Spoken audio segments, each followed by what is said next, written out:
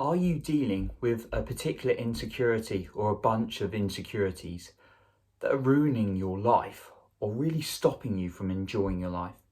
Well, today we're going to go through 4 tips to deal with insecurities.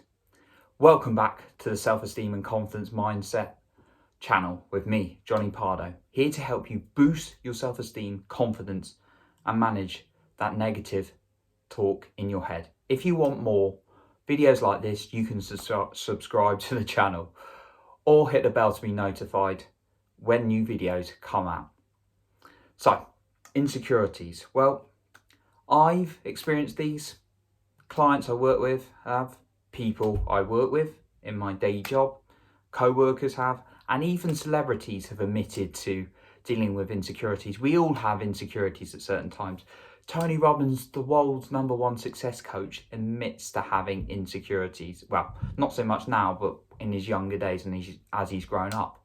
But it's how we deal with them that's completely different. And I was seeing the other day that Jennifer Lopez says she felt like a fraud when she won an Oscar. And you're thinking, wow, we all deal with them. And when people share their insecurities, it makes us feel a bit better. But that we're not alone. Not because they've got insecurities, but because we're not alone. And what it is, it's the brain survival mode.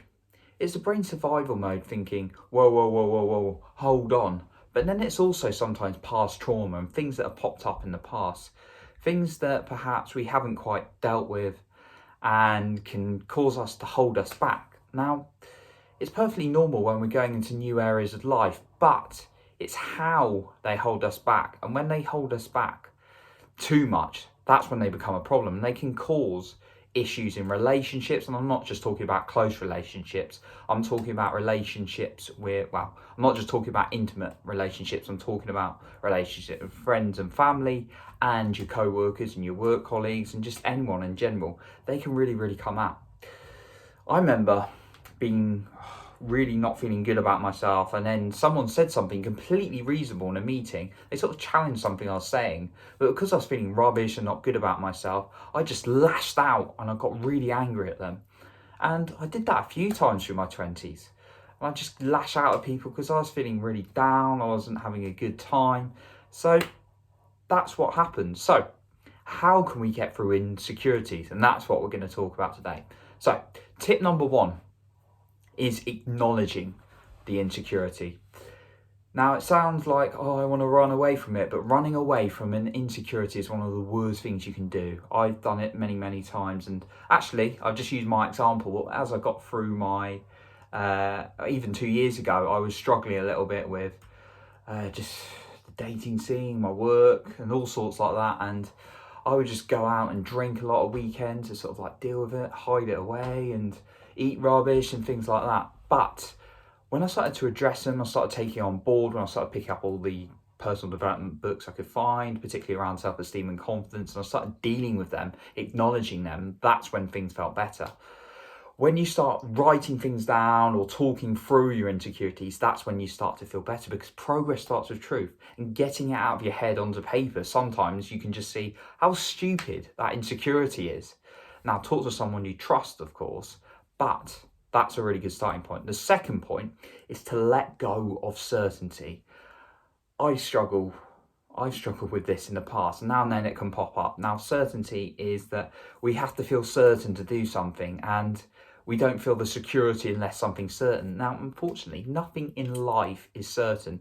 Take away the whole pandemic situation, rarely anything is certainty. The only certainty you can have is in yourself. Now, one tip for this is to put variety in your life. Just mix it up a little bit, because then you'll enjoy it a lot more. And rather than waiting for an expectation and something to happen that you've got no control over, start appreciating things. Appreciate things you've got and enjoy the moments of your life.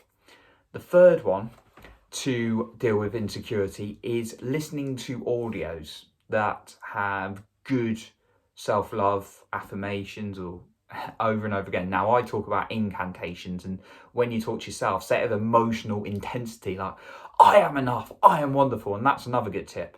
if you want to overcome insecurity. Start saying what you want to believe and start saying it with emotional intensity. Because if you say it to yourself as an affirmation, just no emotion attached to it, you won't believe it and you'll find it difficult to sink in and you'll probably give up. But if you put it with emotional intensity, it's going to sink into your system a lot more.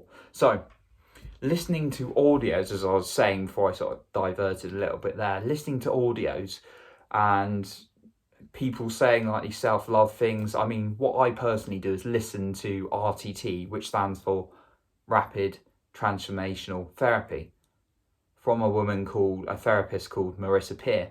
And I do that before I go to bed. And it's got things like, I am lovable, I am wonderful. And actually I start to feel it the more I do it.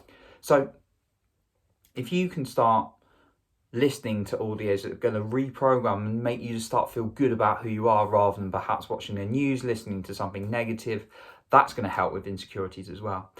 And then the final point, after you've acknowledged it and you start doing these things, start doing this new talk into your head, understand certainty is not something, but start putting variety and fun in your life. The final thing is to redirect your brain even more with questions. Now, what you want to ask yourself is the insecurity, if you're feeling insecure about going on stage, for example, and you're thinking you're hopeless, you're going to be really embarrassing, look at the evidence that's false. Look at the evidence things are negative.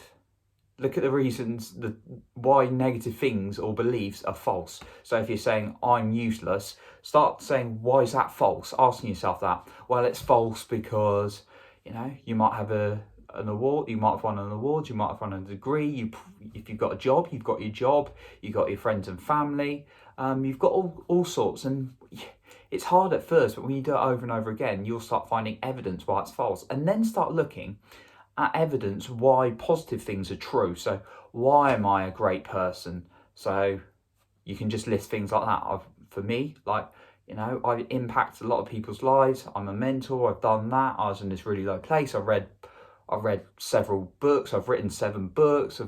I'm not going into me, but this is just an example. I exercise every day. That's another one. I look after myself. Now, if you start asking yourself, and I do this every day, this is why I'm quite good at listing out these things, and it's just a practice. If you start training your brain to think more about the reasons you're great and more of the reasons why these negative beliefs are so false, you're going to get best of both worlds, and you're going to start believing in yourself a lot more, and the insecurities are going to reduce. Okay? It's not your fault that we have these insecurities. People can do bad things to us, and they're going to be a different severity, different level. Now, one thing I would say, if you've had severe trauma, and this is what most people would advise, is you need to talk it through with a counsellor and various support like that. So that's different if it's severe trauma, like a psychologist and things like that. But if you're at this point where you've got some insecurities popping up and it's just stopping you and it's frustrating you, then use this device. Just talk to people, get it out of your head and do these things. So yeah, I've used audios to reprogram how I'm thinking and believe I'm lovable, rather than when I used to think I'm not lovable, and started getting it into my brain over and over again. But I've also had clients write down evidence why it's false, that they're not they sometimes label themselves as stupid or not good enough, and actually getting them to look at evidence why that's so false and look at all the evidence but they're so great. So that's another thing I do. Now, that's what I do. So that's one thing to share with you. So thank you very much for listening to this video today. I hope you've enjoyed it and got some good value. If you have, please be sure to share it with friends and family. And you can subscribe if you want more videos like this, or hit the bell to be notified so you get instant notification of the video coming out. I appreciate you, and remember, improve your self-esteem, you improve the lives of others.